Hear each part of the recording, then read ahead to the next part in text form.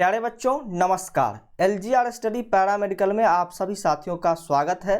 प्यारे बच्चों, कल हमने इंग्लिश का क्लास किया था जिसमें हमने आपको बताया था कि आपके एंट्रेंस एग्जाम में इंग्लिश का सिलेबस क्या है। उसके बाद नाउन के बारे में काफ़ी डिटेल से हमने आपको जानकारी दी थी। नाउन के जो रूल्स हैं उन सभी चीज़ों को भी हमने आपको कल समझाया था।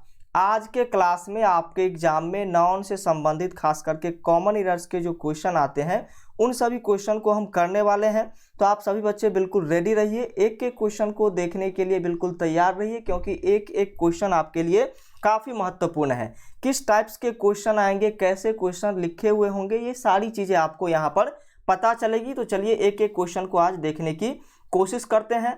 आप यदि एलजीआर स्टडी ऐप को इंस्टॉल नहीं किए हैं तो इंस्टॉल कर सकते हैं, टेलीग्राम को भी ज्वाइन कर सकते हैं और हमारे वेबसाइट को भी विजिट कर सकते हैं। यहाँ से काफ़ी जो है आपको हेल्प प्राप्त होगा। तो चलिए फर्स्ट क्वेश्चन की ओर हम बढ़ेंगे। फर्स्ट क्वेश्चन को देखने से पहले जो आपके सामने कुछ डायरेक्शंस होंगे उन डायरेक्शन को आपको देखनी काफ़ी ज़रूरी है कि ये डायरेक्शन में क्या बताया जा रहा है। तो चलिए यहाँ पर जो डायरेक्शन है इसको हम सबसे पहले पढ़ने की कोशिश करते हैं। Find out the part which has an error in the following sentence.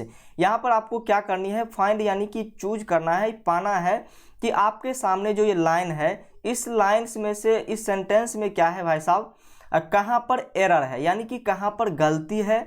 If there is no error, अगर गलती नहीं है योर आंसर इज डी।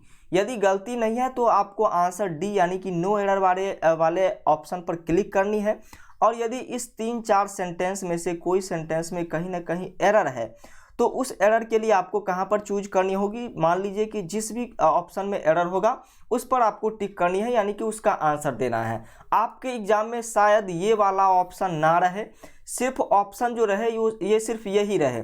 तो ये बातें आपको ध्यान रखनी है। वैसे हम आपको अच्छी तरीके से सीखने और समझने के लिए, क्योंकि ये जो है स्मृति पर आधारित जो है चीज़ें होती है, इसलिए हमने यहाँ पर जो है दोनों चीज़ें दी है। तो सिर्फ इतना ही भी रह सकता है आपके एग्जाम में, और हो सके तो यहाँ तक भी रह सकता है। तो ये चीज़ें आपको ध्यान रखनी है। तो चलिए अब फर्स्ट क्वेश्चन की ओर बढ़ते हैं। और कल जो हमने आपको रूल बताया था उसी रूल के अकॉर्डिंग सभी क्वेश्चंस हमने यहाँ पर लिए हैं। फर्स्ट क्वेश्चन में कह रहा है, if a students needs advice about career he or she should consult the careers officer. क्या कह रहा है, यदि किसी स्टूडेंट को क्या करनी है भाई साहब, एडवाइस लेनी है, तो क्या करेगा भाई साहब, वो उस कैरियर के बारे में जानने के लिए वो कंसल्ट करेगा किससे, कैरियर ऑफिसर से। तो यहाँ पर एरर आपको कहीं लग रहा है क्या, यहाँ पर कहीं एरर लग रहा है? जी भाई साहब, आप कहेंगे सर हमें तो कहीं एरर नहीं लग रहा है। यही तो सीखने समझने की बात है। थोड़ा भी आप ध्यान इधर से उधर भटकाइएगा आप सीखिएगा ही नहीं। देखिए एरर यहाँ पर कहाँ पर है, देख लीजिए। If a student needs, if a student needs, यहाँ तक तो सही है, लेकिन यहाँ पर लिखा गया है एडवाइसेज। क्या लिखा गया है? एडवाइसेज लिखा गया है, जो कि बिल्कुल गलत है। एडवाइस क्या है भाई साहब? एडवाइस एक अनकाउंटेबल नाउन है। एडवाइस एक अनकाउंटेबल नाउन है, और हमने आपको बताया था कि अनकाउंटेबल नाउन जो होगा वो हमेशा सिंगुलर फॉर्म में होगा। और यहाँ पर ये जो लिखा गया है प्लूरल फॉर्म में लिखा गया है। तो यहाँ पर यदि एडवाइस रहता तो ये बिल्कुल करेक्ट हो जाता। तो भाई साहब एरर कहाँ पर आया? एरर तो हमारे पहले ही ऑप्शन में आ गया है। तो यहाँ पर बिल्कुल करेक्ट जो आपका आंसर हो जाएगा, ये आपका बिल्कुल करेक्ट आंसर होगा। दोस्तों आगे बढ़ते हैं और अगले क्वेश्चन को देखने की कोशिश करते हैं। दूसरा नंबर क्वेश्चन आपके सामने है, और दूसरे नंबर क्वेश्चन में आपसे पूछा जा रहा है, आपको दिखाया जा रहा है, इंडिया इज वन ऑफ, क्या? India is one of the leading film producing country in the world. India क्या है भाई साहब? एक लीडिंग फिल्म प्रोड्यूसिंग कंपनी है पूरे दुनिया में। तो यहाँ पर आपको एरर भी चूज करनी है। तो यहाँ पर देख लीजिए, यहाँ पर कहाँ पर एरर है भाई साहब? India is one of, India क्या है? एक है।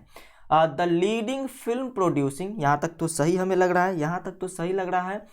कंट्री इन द वर्ल्ड, क्या लिखा हुआ यहाँ पर? Country in the world. यहाँ पर कंट्री जो लिखा गया है ना, इस कंट्री पूरे कंट्री की बात, यहाँ पर पूरे दुनिया का जो देश है वहाँ पर उसका बात हो रहा है, इसलिए यहाँ पर इस कंट्री के बदले में कंट्रीज का प्रयोग होगा।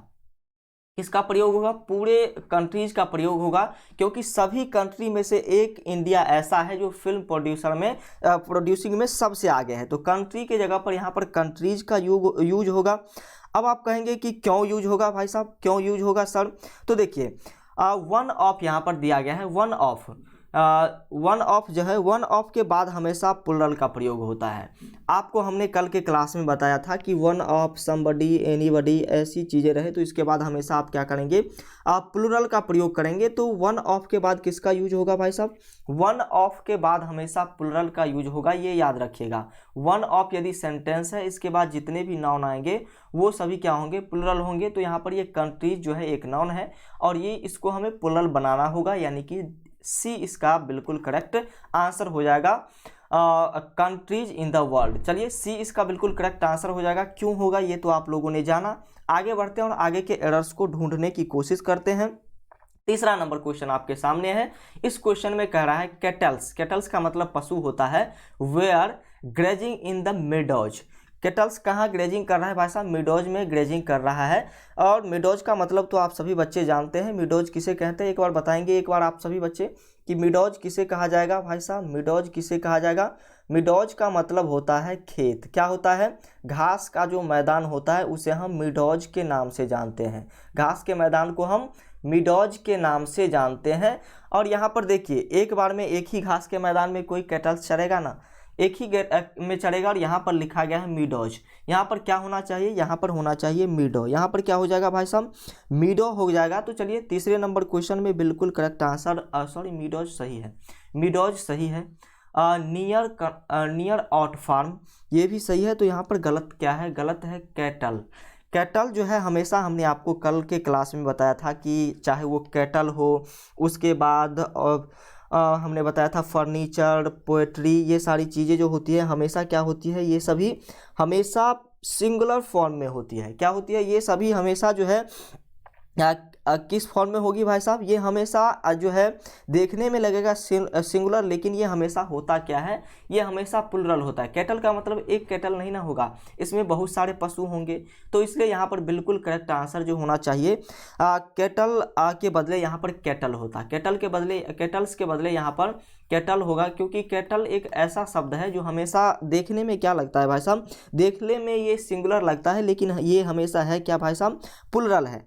तो यहाँ पर कैटल क्या है? एक स्वयं प्लुरल नाउन है, तो इसमें एस लगाने की जरूरत है नहीं। तो यहाँ पर ए आपका बिल्कुल करेक्ट आंसर हो जाएगा, ए इसका बिल्कुल करेक्ट आंसर हो जाएगा। नो एरर वाला ऑप्शन कहाँ भाग गया भाई साहब? कोई बात नहीं, यहाँ पर नो एरर ऑप्शन में हमें टिक भी नहीं करनी है, तो थोड़ा कंपेयर कीजिएगा आप सभी बच्चे इन सभी चीज़ों को। ये इसका बिल्कुल करेक्ट आंसर होगा। सॉरी, आगे बढ़ते हैं। चौथा नंबर क्वेश्चन आपके सामने है। इसमें कह रहा है the information supplied to us, यानी कि इंफॉर्मेशन जो है हमारे पास पहुंचा, were not as useful as we first thought it would be. यहाँ पर जो है आपको एरर यदि चूज करनी है तो यहाँ पर आप देख सकते हैं द इंफॉर्मेशन सप्लाइड अस, लेकिन ये वेयर जो लिखा गया है, ये वेयर तो प्लुरल हो गया और सिर्फ जो है सिंगुलर का यहाँ पर यूज करना है, क्योंकि हमारे पास जो है सप्लाइड हो रहा है क्या भाई साहब? इंफॉर्मेशन। और इन्फॉर्मेशन हमेशा जो है ये सिंगुलर होता है।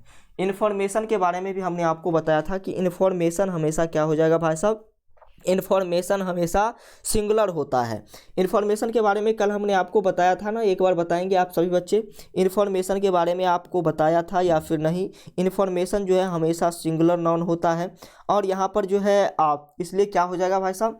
इसलिए ये यहाँ पर जो वेयर दिया गया है, वेयर एक प्लुरल है, तो यहाँ पर वाज लगाना पड़ेगा हमें, यहाँ पर वाज लगाना पड़ेगा। Was not as useful as, क्या है भाई साहब? वो इन्फॉर्मेशन यूजफुल नहीं है। तो यहाँ पर बिल्कुल करेक्ट आंसर आपके सामने जो दिख रहा है वो क्या हो जाएगा? बिल्कुल करेक्ट आंसर आपके सामने जो यहाँ पर होगा, यहाँ पर वाज हो जाएगा। तो इसमें कौन सा आपका एरर हो गया भाई साहब? बी वाले ऑप्शन में एरर लग रहा है, तो यहाँ पर बी आप सभी बच्चे क्लिक करेंगे, बी आपका बिल्कुल सही आंसर होगा। नेक्स्ट क्वेश्चन की ओर अब हम बढ़ेंगे और नेक्स्ट क्वेश्चन में पूछ रहा है आपसे द ऑडियंस। ऑडियंस के बारे में भी हमने आपको कल बताया था।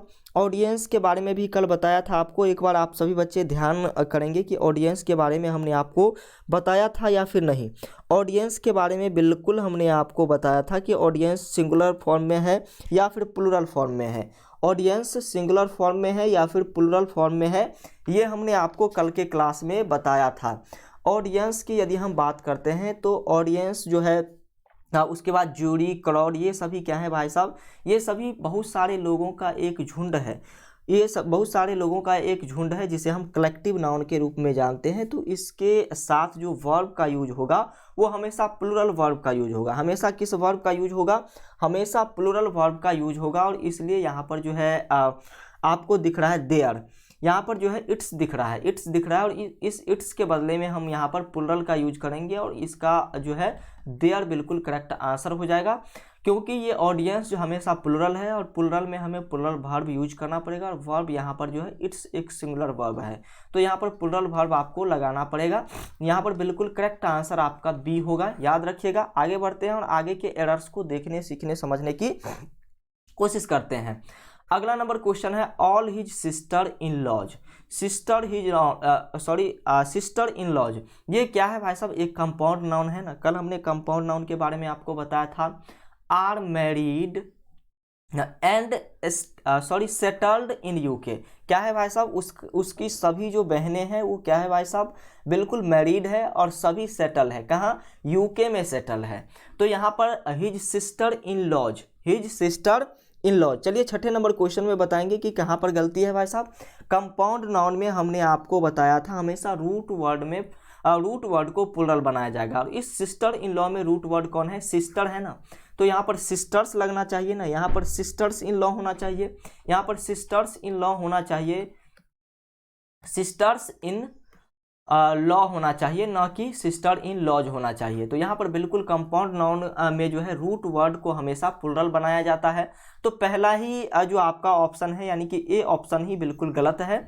तो बिल्कुल करेक्ट आंसर इसका जो होने वाला है ए, इसका बिल्कुल करेक्ट आंसर होगा। चलिए आशा करते हैं आप सभी बच्चों को अच्छी तरीके से चीज़ें समझ में आ रही होंगी। 7वें नंबर क्वेश्चन पर आ चुके हैं और 7वें नंबर क्वेश्चन में आपसे पूछ रहा है शिप्स। क्या पूछ रहा है भाई साहब? शिप्स। शिप्स के बारे में हमने आपको बताया था या फिर नहीं? शिप्स के बारे में हमने आपको बताया था, जी बिल्कुल बताया था। तो चलिए, ships are economically useful and so क्या लिखा हुआ है भाई साहब? So they are reared in the hills. यहाँ पर कह रहा है कि शिप्स क्या है भाई साहब? भेड़े जो है इकोनॉमिकली क्या है? यूजफुल है। इकोनॉमिकली शिप्स है यूजफुल। और यहाँ पर देख लीजिए शिप्स जैसे ही आप यहाँ पर लगा रहे हैं तो शिप्स बिल्कुल गलत हो जाएगा, क्योंकि हमने आपको कल के रूल्स में बताया था कि शिप के यहाँ पर शिप जो है ये हमेशा क्या है भाई साहब? शिप हमेशा सिंगुलर में रहता है। और इसका प्लूरल जब आप बनाते हैं, शिप का मतलब एक शिप नहीं होता है, बहुत सारे शिप होते हैं। तो यहाँ पर सीधे हम बोल रहे हैं शिप, तो एक भेड़ को पालने से आपकी इकोनॉमिकली जो स्थिति है वो तो अच्छी नहीं ना होगी। इसके लिए आपको बहुत सारे भेड़े पालने होंगे। तो यहाँ पर जो है शिप हमेशा सिंगुलर या फिर प्लूरल किसी भी फॉर्म में रहेगा, तो ये ऐसे ही लिखाएगा। इसको प्लूरल में बदलने की जरूरत नहीं है, क्योंकि ये हमेशा जो है प्लूरल में ही रहता है। हमेशा शिप वाला शब्द जो है हमेशा प्लूरल में ही रहता है। तो शिप को यदि आपको सिंगुलर या फिर प्लूरल बनाना है तो इसके लिए एस लगाने की जरूरत है नहीं। इसका हमेशा एक ही फॉर्म रहेगा जो है शिप, हमेशा एक ही फॉर्म रहेगा शिप। तो यहाँ पर शिप्स लगाने की जरूरत थी नहीं, तो ए इसका बिल्कुल करेक्ट आंसर होगा। नेक्स्ट क्वेश्चन आपके सामने अब होने वाला है 8th नंबर क्वेश्चन में कह रहा है the ships of the weight, यानी कि बोझ जो होता है, गेहूं का जो बोझ होता है, वेयर टू हैवी फॉर्म, यानी कि वो क्या है भाई साहब? बिल्कुल भारी है। To carry on the head, जब हम क्या करते हैं भाई साहब? गेहूं के बोझ को हम कहाँ? सर पे उठाते हैं, और सर पर उठाते हैं तो भारी तो हमें लगता ही है। तो यहाँ पर कहा जा रहा है द शिप्स ऑफ वेट, यानी कि आपने एक बोझ उठाया होगा भाई साहब। Ships of weight, ships of weight, एक बार बोल करके देखिए। और यहाँ पर ये शिप्स जो है ना, शिप्स के बदले आपको लगाना होगा शिप्स। ये मीनिंग आपने नहीं पढ़ा होगा, तो इसके लिए सॉरी, हम आज आपको बता रहे हैं इसके बारे में। इसके लिए शिप्स के लिए आपको यूज करना होगा किसका? शिप्स का। शिप्स का। अब आप कहेंगे सर क्यों शिप्स का यूज किए? क्योंकि शिप्स का प्रयोग यहाँ पर इसलिए होगा क्योंकि शिप का प्लुरल जो होता है, ये जो यहाँ पर शिप लिखा हुआ है और इसमें एस लगा करके इसको प्लुरल बना दिया गया है, इसका प्लुरल ये नहीं होता है। शिप्स, शिप होता है SHEAF, शिप का मतलब बोझ होता है। और इसका यदि आपको प्लुरल बनाना होगा तो इसके लिए आपको ये वाले सेंटेंस लिखने होंगे, शिप्स लिखने होंगे। शिप्स, इसका प्लुरल शिप्स होता है। तो ये बिल्कुल गलत है ना, ये बिल्कुल गलत है कि नहीं है? गलत है कि नहीं है ये बताएंगे आप सभी बच्चे। तो यहाँ पर बिल्कुल करेक्ट आंसर आपका जो है ए, इसमें भी बिल्कुल करेक्ट आंसर हो जाएगा। शिप्स के बदले यहाँ पर इसको प्लुरल बनाने के लिए हमें शिप्स का यूज करना पड़ेगा। तो ये चीज़ें आपको ध्यान रखनी होगी, ये चीज़ें आपको ध्यान रखनी होगी। आगे बढ़ते हैं और आगे की चीज़ों को देखने, सीखने, समझने की अब कोशिश करेंगे। अगला नंबर क्वेश्चन 9वां नंबर क्वेश्चन है और इसमें आपसे पूछा जा रहा है, 9वें नंबर क्वेश्चन में क्या पूछा जा रहा है? 9वें नंबर क्वेश्चन में आपसे पूछा जा रहा है I do my best but don't understand why I do not get expected mark in the examination। क्या कह रहा है भाई साहब? I do my best but क्या कर रहे हैं? मैं अपना बेस्ट दे रहा हूँ, मैं अपना बेस्ट कर रहा हूँ, जितना कर सकता हूँ उतना कर रहा हूँ। बट डोंट अंडरस्टैंड, लेकिन ये समझ में नहीं आ रहा है, लेकिन ये समझ नहीं पा रहा हूँ कि why I do not get, क्या मैं नहीं ला पा रहा हूँ, क्या नहीं ला पा रहा हूँ? Expected mark in the examination, यानी कि जितना मार्क हम मेहनत करते हैं उतना ला नहीं पा रहे हैं, ये हम समझ नहीं पा रहे हैं। ये चीज़ें लिखी गई है। लेकिन आप बताइए, ये तो सिंपल सी बात है। आप यदि एग्जाम देते हैं तो आपसे कोई ये पूछता है कि कितना मार्क आ जाएगा, या फिर ये पूछता है कि कितना मार्क्स आ जाएगा। कभी आपने ये नहीं सुना होगा, खास करके जो पढ़े लिखे व्यक्ति होंगे वो हमेशा मार्क नहीं कहेंगे। और कहीं पर भी आप देखते होंगे कि मार्क्स का यूज किया जाता है, क्योंकि एक मार्क्स नहीं होता, ये काउंटेबल नाउन में आ जाता है, इसलिए इसका यूज जो है हमेशा प्लुरल में होता है। मार्क का यूज हमेशा प्लुरल में होता है और इसलिए यहाँ पर किस में यूज किया गया है? सिंगुलर में यूज किया गया है। तो मार्क का प्रयोग होगा किस तरीके से? मार्क का प्रयोग यहाँ पर जो होगा ये मार्क्स के रूप में होगा। किसके? मार्क्स के रूप में। आप भी हमेशा देखते होंगे कहीं पर मार्क नहीं बोलते होंगे, हमें इतने मार्क्स आ जाएंगे। तो यहाँ पर जो ये चिन्ह है भाई साहब, परीक्षा आदि में जो प्राप्त अंक होते हैं, इसका यूज हम किस तरीके से करते हैं? मार्क ना करके मार्क्स के रूप में करते हैं कि हमें इतना मार्क्स आना चाहिए या फिर आया है। तो इसलिए ये मार्क वाले चीज़ों को आपने समझा होगा कि मार्क के बदले यहाँ पर मार्क्स हमें कहीं पर भी लगाना होगा। तो ये छोटी छोटी एरर आप बिल्कुल नहीं कीजिएगा। यहाँ पर बिल्कुल करेक्ट आंसर जो हो जाएगा सी, बिल्कुल करेक्ट आंसर होगा। सॉरी, ये गलत है, तो इसलिए ये बिल्कुल क्या है भाई साहब, यहाँ पर एरर है। चलिए आगे बढ़ते हैं, आगे की चीज़ों को देखने, सीखने, समझने की कोशिश करते हैं और 10वें नंबर क्वेश्चन पर आ चुके हैं। और 10वें नंबर क्वेश्चन में आपसे कहा जा रहा है I have never seen such as a lovely spectacle in life said the passably। यहाँ पर कहा जा रहा है कि आई हैव नेवर सीन, मैंने कभी नहीं देखा। क्या भाई साहब? मैंने कभी नहीं देखा। क्या नहीं देखा? Such as a lovely spectacles. Lovely का मतलब होता है प्यारा और स्पेक्टिकल्स का मतलब होता है चश्मा। और चश्मा यहाँ पर देख लीजिए, मैंने कभी क्या नहीं देखा भाई साहब? सच एज लवली स्पेक्टिकल्स, यानी कि इसका मतलब एक ना प्यारा चश्मा, कभी चश्मा प्यारा देखा ही नहीं। तो यहाँ पर कभी देखा ही नहीं प्यारा चश्मा, तो फिर स्पेक्टिकल्स लगाने की ज़रूरत क्या है? यहाँ पर तो एक प्यारा चश्मा आप खोज रहे हैं, तो एक प्यारा चश्मा के लिए आपको सिर्फ स्पेक्टिकल से काम चल जाएगा। स्पेक्टिकल का मतलब चश्मा होता है, तो इसलिए यहाँ पर सिंगुलर फॉर्म में ही इसका यूज किया जाना चाहिए, क्योंकि स्पेक्टिकल्स का प्रयोग जो है कुछ दृश्य या फिर जो अर्थ यहाँ पर आपको दिख रहा है, ये बिल्कुल क्या दिख रहा है भाई साहब? बिल्कुल सिंगुलर काउंटेबल नाउन दिख रहा है, यानी कि एक चश्मा आपको देखना है, एक लवली चश्मा आपको देखना है जो कि आपने नहीं देखा। तो इसके लिए आपको यहाँ पर प्लुरल की यूज करने की ज़रूरत ही नहीं है। आप ये यहाँ पर कहते हैं कि I have ever seen such as lovely spectacle on my life, यानी कि हमने बहुत चश्मे देखे हैं, लवली चश्मे देखे हैं, तब यहाँ पर स्पेक्टिकल्स का यूज होता। तो चलिए ए इसका बिल्कुल करेक्ट आंसर, सॉरी इसका बिल्कुल करेक्ट आंसर यहाँ पर बी ऑप्शन इसका बिल्कुल करेक्ट आंसर हो जाएगा। आप एस को यहाँ पर बिल्कुल काट दीजिएगा। चलिए आगे बढ़ते हैं, अगले चीज़ों को देखने समझने की कोशिश करते हैं। और 11वें नंबर क्वेश्चन में हम आ चुके हैं। और 11वें नंबर क्वेश्चन में आपसे क्या पूछा जा रहा है? 11वें नंबर क्वेश्चन में आपसे पूछा जा रहा है कि when you see his offspring you can't believe that he is above 70। क्या कहा जा रहा है भाई साहब? when you see his offspring you can't believe, आपने बिलीव नहीं किया that he is above 70, यानी कि वो 70 से अधिक उम्र के हैं। ये आप बिलीव नहीं किया जब आप उसको कहाँ पर देखे भाई साहब? उसको आप देखे ठंडी में। कब देखे भाई साहब? ठंड में जब आपको उसको देखे तो आपको ये बिलीव बिल्कुल नहीं हुआ कि वो जो है 70 प्लस का होगा। क्या होगा भाई साहब? 70 प्लस का होगा। तो यहाँ पर ऑफ स्प्रिंग का मतलब होता है, ऑफ स्प्रिंग का मतलब होता है यहाँ पर, ऑफ स्प्रिंग का मतलब क्या होगा भाई साहब? ऑफ स्प्रिंग का मतलब यहाँ पर ठंडी बिल्कुल नहीं होगा। जिस सेंटेंस को हम देख रहे हैं इससे ये पता चल रहा है when you see his of spring. Of spring का मतलब होता है संतान, ऑफ स्प्रिंग का मतलब होता है संतान। और यहाँ पर कहा जा रहा है when you see his of spring, यानी कि उनके संतान को देखा तो आपको ये पता नहीं चलेगा। क्या भाई साहब? क्या नहीं पता चलेगा कि वो 70 के हैं।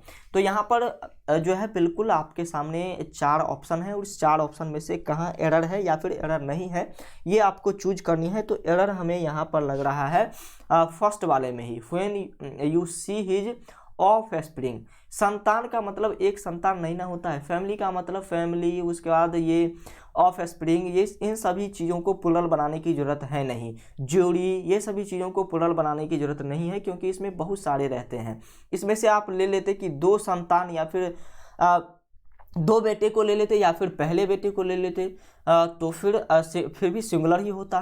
2 को ले लेते तब जाकर के प्लुरल होता, फिर उसका नाम देना पड़ता। लेकिन ऑफ स्प्रिंग में कितने संतान उनके हैं ये तो पता नहीं चल रहा है, 4 भी होंगे 5 भी होंगे। तो इसलिए यहाँ पर जो है इसको प्लुरल बनाने की जरूरत है नहीं। ये ऑफ स्प्रिंग जो है हमेशा प्लुरल ही रहेगा। ऑफ स्प्रिंग का प्रयोग हमेशा क्या हो जाएगा भाई साहब? ऑफ स्प्रिंग के रूप में ही होगा। सिंगुलर के रूप में आप करें या फिर प्लुरल, दोनों रूप में इसका यूज जो हो जाएगा वो ऑफ स्प्रिंग के रूप में होगा। क्योंकि संतान में एक संतान नहीं आता है, संतान किसी का होगा तो 3-4 होगा या फिर एक भी हो सकता है, लेकिन फिर भी हम उसको सिंगुलर प्लुरल दोनों में ऑफ स्प्रिंग के रूप में ही यूज करेंगे। तो ये इसका बिल्कुल करेक्ट आंसर होगा। अगले चीज़ों को देखने सीखने समझने की कोशिश करते हैं। यहाँ पर लिखा हुआ है एन अर्थक्वेक। क्या लिखा हुआ है भाई साहब? An earthquake is natural phenomena. Phenomena का मतलब समझिए एक प्राकृतिक घटना जो होती है भाई साहब। उसके बाद यहाँ पर दिया रहा है is a natural phenomena. Earthquake क्या है भाई साहब? अर्थक्वेक यानी कि भूकंप जो है एक नेचुरल फेनोमिना है, यानी कि प्राकृतिक घटना है। And nobody can check it be sure. इसको कोई भाई साहब चेक नहीं कर सकता है श्योरली। तो यहाँ पर जो है an earthquake is a natural phenomena. Phenomena यहाँ पर जो है प्लुरल है। फेनोमिना क्या है भाई साहब? फेनोमिना प्लुरल है। फेनोमिना का मतलब पूरे प्राकृतिक घटनाओं के बारे में हो जाता है, लेकिन अर्थक्वेक क्या है भाई साहब? एक सिंगल फेनोमिना है। तो इसलिए इसका यूज हम फेनोमिना का सिंगुलर फॉर्म जो होता है उसको हम कहते हैं फेनोमिनॉन। PHENOMENON फेनोमिनन इसका सिंगुलर होगा। और यहाँ पर सीधे यदि रहता कि phenomena natural phenomena and natural phenomena का सीधे यूज किया जाता तब आप यहाँ पर फेनोमिना का यूज करते। लेकिन एक अर्थक्वेक यानी कि सिर्फ भूकंप की एक प्राकृतिक घटना भूकंप है जिसके बारे में यहाँ पर चर्चा किया जा रहा है, तो यहाँ पर इसका सिंगुलर फॉर्म लगाना होगा फेनोमिनन। तो याद रखिएगा फेनोमिना का जो सिंगुलर फॉर्म होता है वो फेनोमेनन होता है। तो यहाँ पर बिल्कुल करेक्ट आंसर यहाँ पर क्या हो जाएगा भाई साहब? फेनोमिना बिल्कुल नहीं होगा, ये फेनोमिनन होगा। तो बी इसका बिल्कुल करेक्ट आंसर होगा। यहाँ पर बी में हमने एक करेक्शन देखा। आगे बढ़ते हैं और यहाँ पर scenery of Kashmir. Scenery of Kashmir is more beautiful. क्या? Is more beautiful than that Darjeeling. Than that Darjeeling, यानी कि कश्मीर का जो दृश्य है ना ये अधिक सुंदर है। कहाँ? दार्जिलिंग के दृश्य से अधिक सुंदर है। दार्जिलिंग के दृश्य से अधिक सुंदर कहाँ का दृश्य है? कश्मीर का दृश्य है। कश्मीर का दृश्य है। तो चलिए यहाँ पर देखते हैं द सेंचुरीज ऑफ कश्मीर, क्या लिखा हुआ है? The centuries of Kashmir. लेकिन यहाँ पर कश्मीर की जो है खूबसूरती के बारे में बताया जा रहा है, तो खूबसूरती को अधिक आप नहीं बांट सकते हैं। ये सेंचुरीज जो है, सेंचुरीज हमेशा प्रयोग कैसे होता है? सेंचुरीज एक अनकाउंटेबल नाउन है। सेंचुरीज एक अनकाउंटेबल नाउन है और इसलिए इसका यूज जो हो जाएगा, यहाँ पर जो IES लगा दिया गया है ये बिल्कुल गलत है। इसका हमेशा जो है अनकाउंटेबल नाउन है सेंचुरी, और इसलिए इसका हमेशा जो फॉर्म रहेगा वो रहेगा SCENERY, सेंसरी। सेंसरी का मतलब ही वही चीज़ें होती है। तो यहाँ पर इसको कभी प्लुरल बनाने की ज़रूरत होगी ही नहीं, क्योंकि ये क्या है भाई साहब? अनकाउंटेबल नाउन है। तो चलिए यहाँ पर बिल्कुल जो है एरर आपको दिख रहा है सेंसरी में, और सेंसरी में यदि एरर दिख रहा है तो ए में आपका एरर है। आगे बढ़ते हैं, 14वें नंबर क्वेश्चन को देखते हैं। The head quarter of the army is in Delhi. The head quarter of the army is in Delhi. It's really surprising that you don't know even this facts. देखिए यहाँ पर 14वें नंबर क्वेश्चन में कहा जा रहा है कि हेड क्वार्टर के बारे में पूछा जा रहा है, द हेड क्वार्टर यहाँ पर, लेकिन द हेड क्वार्टर के बदले द हेड क्वार्टर्स लगेगा। क्या लगेगा? द हेड क्वार्टर्स लगेगा। अब आप कहेंगे कि क्यों जो है हेड क्वार्टर्स लगेगा? तो सिंगुलर और प्लुरल दोनों ही अर्थों में जो है ये हेड क्वार्टर्स का प्रयोग ही किया जाता है। हेड क्वार्टर कहीं आप नहीं देखेंगे, हेड क्वार्टर्स आप कहीं नहीं देखेंगे। तो चलिए यहाँ पर 14वें नंबर क्वेश्चन का बिल्कुल जो है इनकरेक्ट आपको जो दिख रहा है वो दिख रहा है हेड क्वार्टर में, क्योंकि यहाँ पर एस आपको लगाना पड़ेगा हमेशा, चाहे वो सिंगुलर फॉर्म में हो या फिर प्लुरल फॉर्म में हो। याद रखिएगा हेड क्वार्टर हमेशा जो है इसी फॉर्म में रहेगा। हेड क्वार्टर क्या रहेगा भाई साहब? इसी फॉर्म में हमेशा रहेगा। तो यहाँ पर बिल्कुल जो है करेक्ट आंसर क्या हो जाएगा? करेक्ट आंसर ए हो जाएगा। ए में आपने एरर पाया है। आगे बढ़ते हैं 15वें नंबर क्वेश्चन पर। 15वां नंबर क्वेश्चन में कह रहा है when he returned from America, when he returned from America he informed me that he had come here to do an urgent work। यहाँ पर एरर आपको चूज करनी है। वह अमेरिका से क्या किया भाई साहब? वह अमेरिका से लौटा। Return from America, he informed मी, हमारे द्वारा उसको क्या किया गया भाई साहब? इन्फॉर्म किया गया that he had come here to do an urgent work. वो एक अर्जेंट वर्क के लिए यहाँ पर आया है। एन अर्जेंट वर्क को आप अच्छी तरीके से देखिए। एन अर्जेंट वर्क को आपको अच्छी तरीके से देखना है। चलिए अब आपको क्यों हम कह रहे हैं कि एन अर्जेंट वर्क को आप अच्छी तरीके से देखिए। इस एन अर्जेंट वर्क के बदले में an urgent pieces of work होगा। क्या होगा? An urgent pieces of work होगा, या फिर अर्जेंट वर्क, या फिर अर्जेंट वर्क भी हो सकता है। एन लगाने की कोई ज़रूरत नहीं है, एन लगाने की कोई ज़रूरत नहीं है, क्योंकि हमने आपको बताया था कि डस्ट, ग्लास, वर्क, आयरन ये सभी अनकाउंटेबल नाउन ऐसे हैं जिनके साथ ना तो आप ए लगा सकते हैं ना एन। याद कीजिए कल की बातों को, कल के क्लास की बातों को याद कीजिए। कल हमने आपको रूल में अच्छी तरीके से समझाया था कि इस तरीके के जो अनकाउंटेबल नाउन है उसमें क्या क्या किया जाएगा भाई साहब? ए और एन का प्रयोग बिल्कुल नहीं होगा।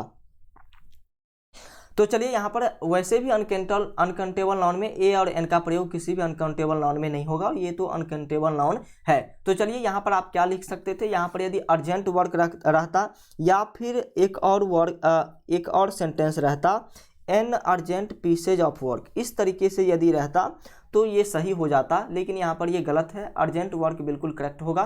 तो एन को काट दीजिए, तो सी आपका जो है बिल्कुल करेक्ट है, यहाँ पर आंसर होगा। चलिए आगे बढ़ते हैं आगे की चीज़ों को। 16वें नंबर क्वेश्चन पर आ चुके हैं, और 16वें नंबर क्वेश्चन में आपसे पूछा जा रहा है कि when we reached the fair we found that there was no place to stand. यहाँ पर क्या कहा जा रहा है? 16वें नंबर क्वेश्चन को अच्छी तरीके से देखिए। When we reached the fair, हमने वहाँ पर अच्छी तरीके से पहुँचा। वी फाउंड दैट देयर, वहाँ हमने देखा was no palace to stand, किसके लिए स्टैंड नहीं है भाई साहब, खड़े होने के लिए स्टैंड नहीं है, खड़े होने के लिए स्टैंड नहीं है। और यहाँ पर टू स्टैंड में जो है यहाँ पर लगेगा स्टैंड्स, स्टैंड्स लगेगा। तो यहाँ पर सी ऑप्शन इसका भी गलत है, सी ऑप्शन इसका भी गलत है। आगे बढ़ते हैं, आगे की चीज़ों को देखने सीखने समझने की कोशिश करते हैं।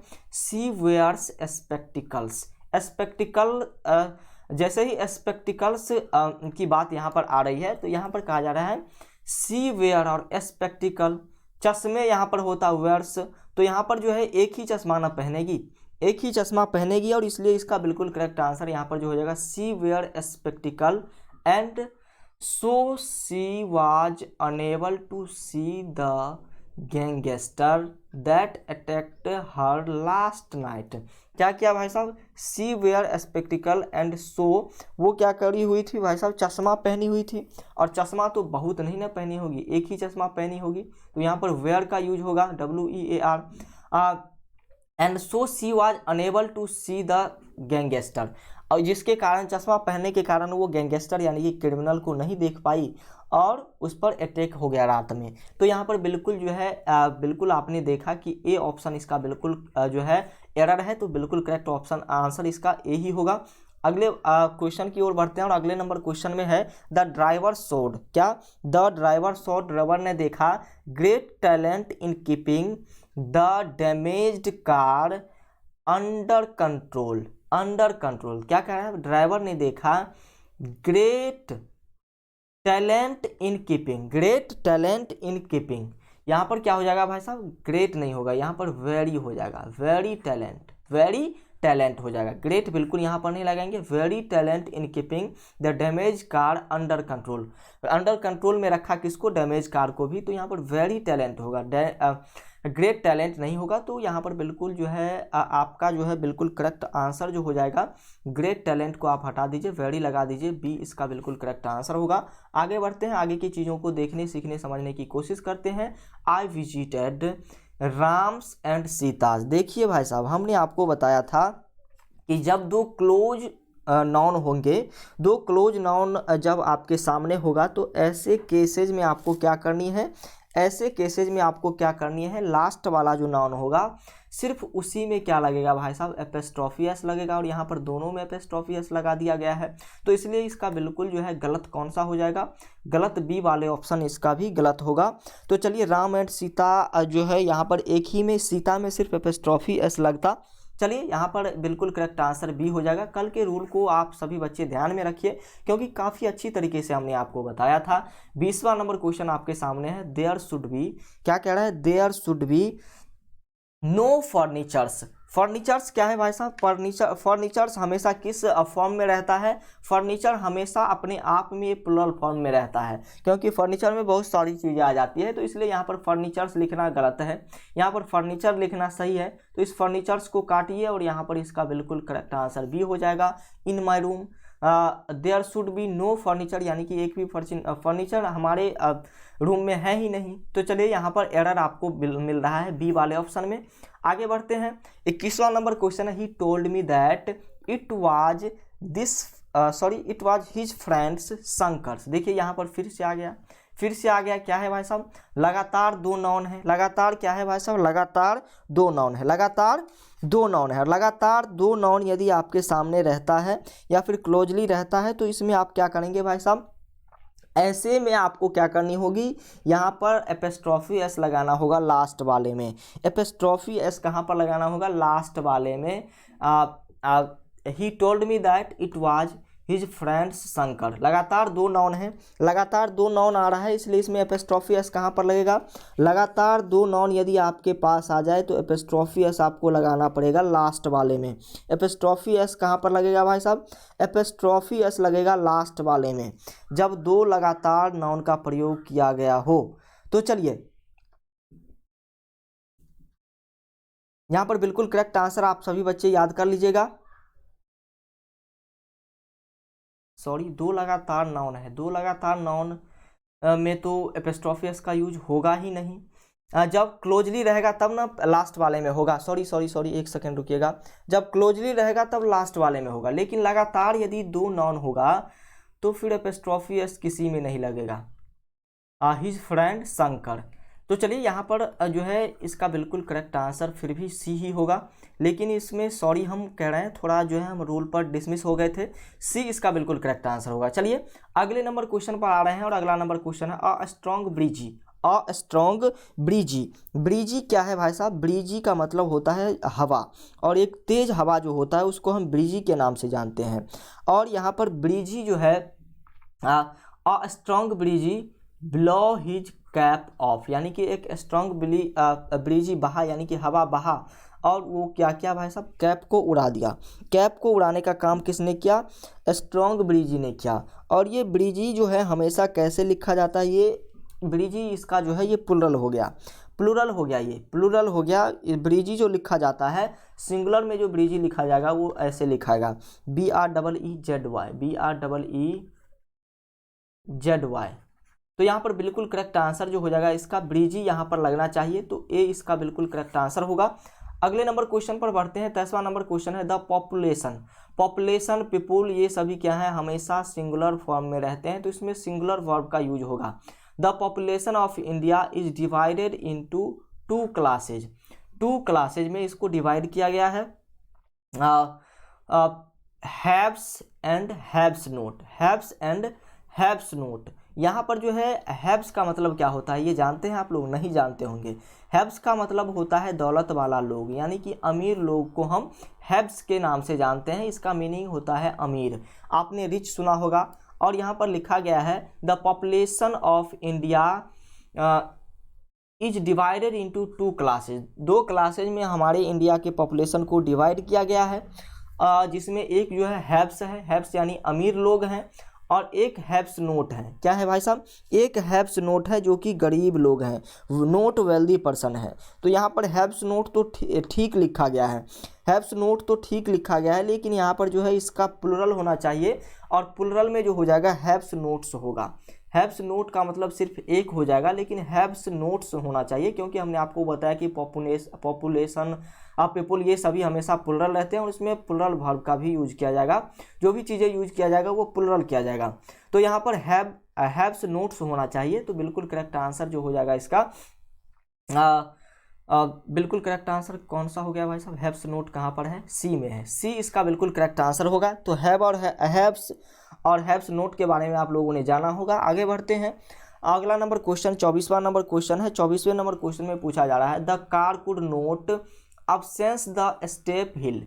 कार क्या हुआ भाई साहब? नहीं चढ़ पाया हिल पर, यानी कि पहाड़ी पर। बिकॉज, क्योंकि it was in the wrong gear, क्योंकि उसमें कौन सा गियर लग गया भाई साहब? रॉन्ग गियर लग गया। तो कोई एक ही रॉन्ग गियर लगाना होगा, एक ही नहीं। ये ऐसा नहीं कि कार में एक बार में 5 गियर लग गया, एक ही गियर लगा, और एक गियर के लिए यहाँ पर हमने गियर्स का यूज कर दिया है। तो यहाँ पर गियर का यूज होगा। किसका यूज होगा? यहाँ पर गियर्स का यूज नहीं हो करके गियर का यूज होगा, गियर का यूज होगा, यानी कि बिल्कुल करेक्ट आंसर आपका जो हो जाएगा सी बिल्कुल करेक्ट आंसर होगा। अगला नंबर क्वेश्चन आपके सामने है my sister has read page after page. क्या? Page after page the Bible, page after page the Bible. चलिए 25वें नंबर क्वेश्चन पर हम चर्चा कर लेते हैं। 25वें नंबर क्वेश्चन में यहाँ पर देख लीजिए पेज आफ्टर पेज लिखा गया है। क्या लिखा गया है?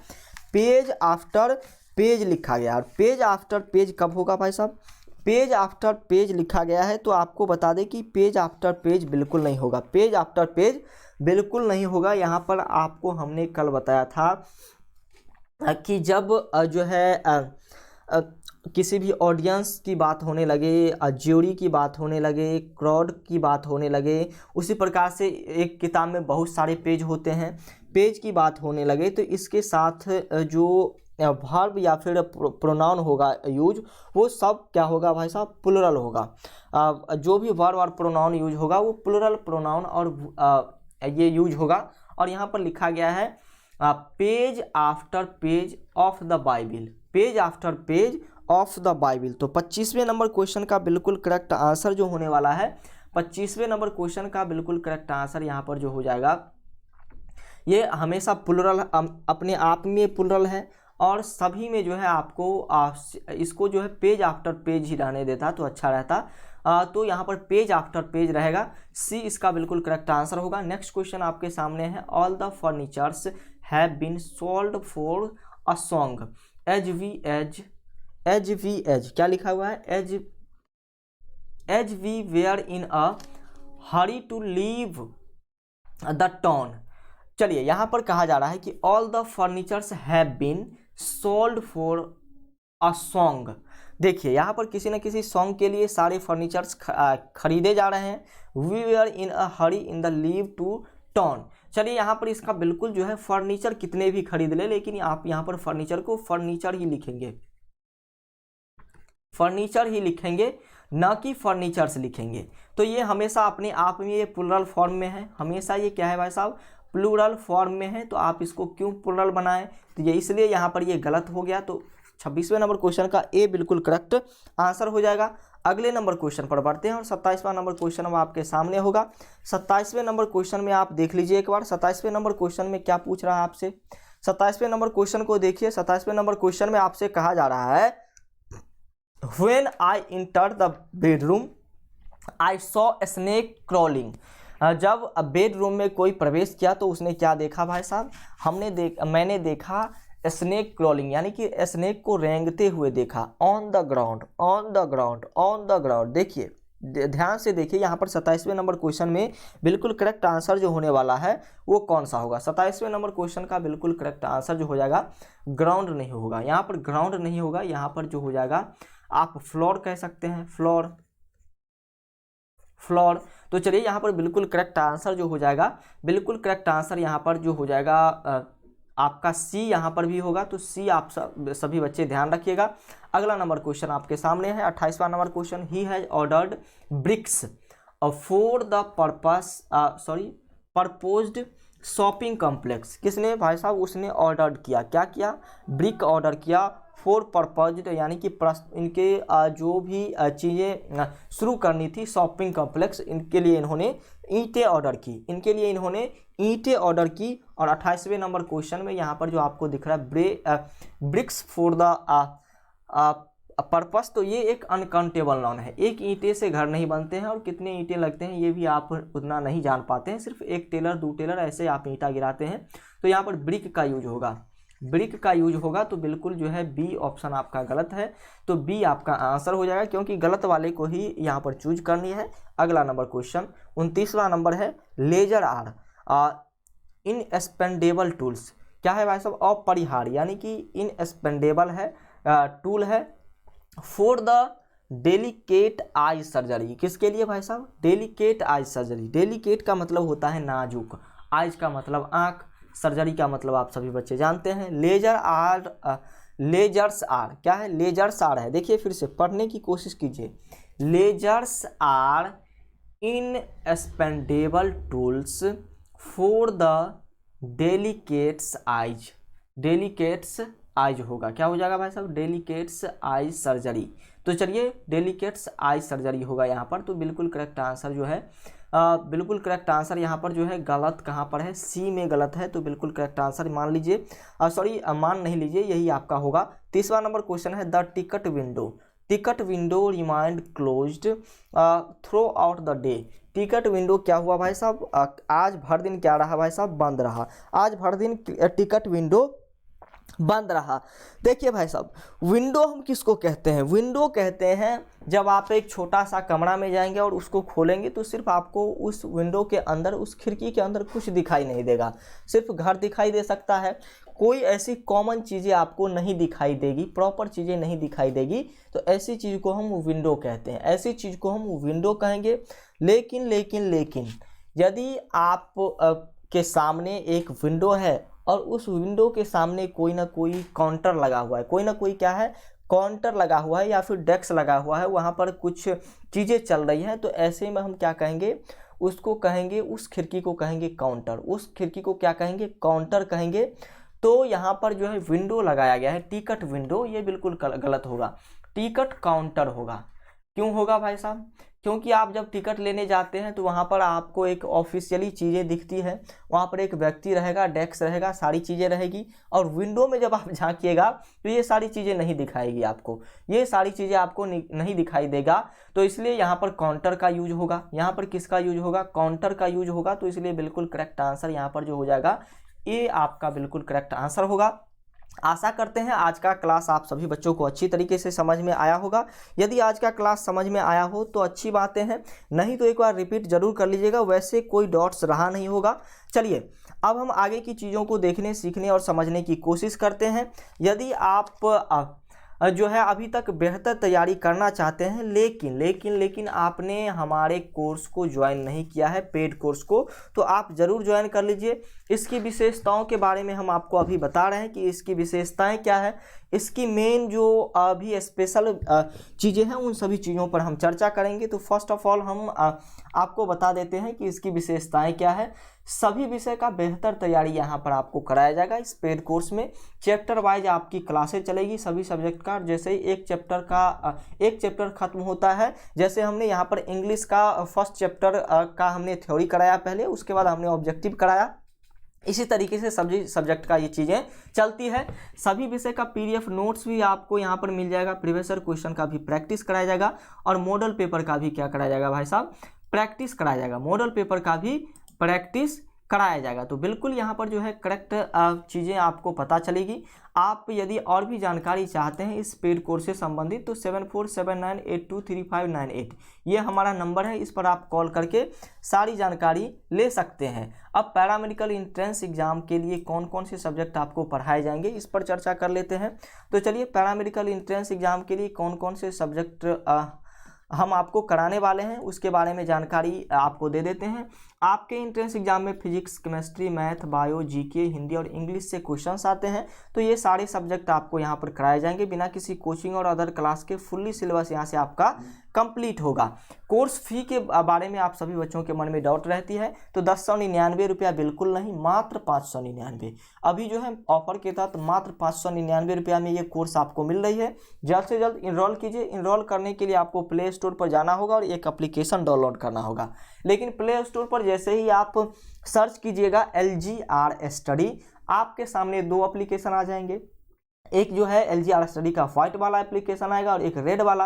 व्हाइट वाले एप्लीकेशन में टेस्ट सीरीज, PDF वगैरह वगैरह सभी चीज़ें हैं, तो इसको भी आप इंस्टॉल कर सकते हैं। लेकिन पेड कोर्स को ज्वाइन करने के लिए इस रेड लोगो वाले ऐप को आपको डाउनलोड करनी है, यानी कि इंस्टॉल करनी है। इंस्टॉल करने के बाद रजिस्टर पर क्लिक करिएगा। आप रजिस्टर पर जैसे ही क्लिक कीजिएगा तो आगे कोर्स ज्वाइन करने की सारी चीज़ें हम आपको बता रहे हैं। तो यहाँ पर रजिस्टर पर क्लिक करते ही इस प्रकार का इंटरफेस आएगा। इसको फिल करके यहाँ पर आप टर्म कंडीशन एग्री करके रजिस्टर वाले आइकॉन पर क्लिक कर दीजिएगा। ओके, यहाँ तक सारी बातें सही हैं। आगे की चीज़ों को अब देखते हैं। इसके बाद आपके सामने कैटेगरी सिलेक्ट करने का ऑप्शन आएगा। तो इस ऑप्शन में आपके सामने ITI, polytechnic, paramedical, class 9, 10th, 11th, 12th सभी हैं। तो इसमें आपको पैरामेडिकल एंट्रेंस एग्जाम वाले आइकॉन पर क्लिक कर देनी है और सेव वाले आइकॉन को क्लिक कर लेनी है। आगे आपके सामने जो ऑप्शंस आएंगे वो ऑप्शंस होंगे पेड कोर्स और ये सारी चीज़ें का। तो पेड कोर्स वाले ऑप्शन पर आपको फिर से क्लिक करनी है। आगे बढ़िएगा, आपके सामने बाय नो का ऑप्शन आ जाएगा। बाय नो पर जैसे क्लिक कीजिएगा नीचे में ये पे ऑनलाइन का ऑप्शन आएगा और पे ऑनलाइन पर क्लिक करते ही आपके सामने पेमेंट करने का ऑप्शन खुल जाएगा। पेमेंट में आप कर सकते हैं आपके साथ पास जो भी सोर्सेज हैं, चाहे वो फ़ोन पे हो, नेट बैंकिंग हो, पेटीएम हो, वैलेट हो, जो भी चीज़ें हो उससे आप पेमेंट कर सकते हैं। यदि पेमेंट करने में कोई परेशानी हो तो फिर आप 7479823598 ये हमारा नंबर है, इस पर आप कॉल कर सकते हैं। या फिर हमने यहाँ पर QR कोड दिया हुआ है, इस QR कोड को जैसे ही आप स्कैन कीजिएगा 7631244117 इस नंबर पर भी आप पेमेंट कर सकते हैं। QR कोड को भी आप ये करके कर सकते हैं पेमेंट, या फिर आपके सामने जो नंबर है 7631244178 इस नंबर पर अभी आप पेमेंट कर सकते हैं। ये नंबर जो है फ़ोन पे में भी है, गूगल पे में भी और पेटीएम में भी। तो आप जहां से भी चाहे इस पर पेमेंट कर सकते हैं। इस नंबर पर लालू कुमार के नाम से होगा, ये बातें आप सिर्फ ध्यान रखिएगा। पेमेंट करने के बाद आप हमें कॉल कीजिएगा, यहाँ से हम आपके कोर्स को इनरोल करेंगे। अब व्हाइट वाले ऐप के बारे में एक बार और समझते हैं। व्हाइट वाले ऐप में क्या क्या चीज़ें हैं, रेड वाले ऐप में क्या क्या चीज़ें थी, इसको तो हमने समझा। व्हाइट वाले ऐप में आपको VVI ऑब्जेक्टिव क्वेश्चन का PDF मिलेगा, VVI सब्जेक्टिव क्वेश्चन का PDF मिलेगा, क्विक रिवीजन नोट्स मिलेगा, मॉडल पेपर का PDF मिलेगा, और उसके बाद क्लास नोट्स मिलेंगे और ऑनलाइन टेस्ट भी आपको देने का मौका मिलेगा। ये सारी चीज़ें बिल्कुल फ्री में होगी। अब क्लास तो हमने सारी ख़त्म कर दी और सारी चीज़ें हमने आपको बताया, लेकिन ये इस क्लास का PDF कहाँ मिलेगा ये भी आप जान लीजिए। इस क्लास का पीडीएफ यही जो है रेड वाले ऐप पर आप जब नीचे में जाएंगे यहाँ पर पेड कोर्स तक आप पहुंच पाएंगे, लेकिन इसके आगे जब आप जाएंगे तो यहाँ पर आपको पीडीएफ नोट्स वाला सेक्शन दिखेगा। पीडीएफ नोट वाले सेक्शन पर जैसे ही क्लिक कीजिएगा सभी क्लास का पीडीएफ आपको यहाँ से मिल जाएगा। तो चलिए सारी जानकारी हमने आपको दी। आज का क्लास आपको कैसा लगा जरूर बताइएगा। साथ ही साथ एलजीआर स्टडी के साथ ऐसे ही जुड़े रहिए। एक एक चीज़ों को अच्छी तरीके से यदि ऐसे ही सीखते समझते रहिएगा हमारे साथ जुड़ के, तो फिर इंट्रेंस एग्जाम को पास करने में आपको कोई परेशानी नहीं होगी और ना कोई रोक सकता है। थैंक यू, बाय बाय, मिलते हैं फिर नेक्स्ट क्लास में।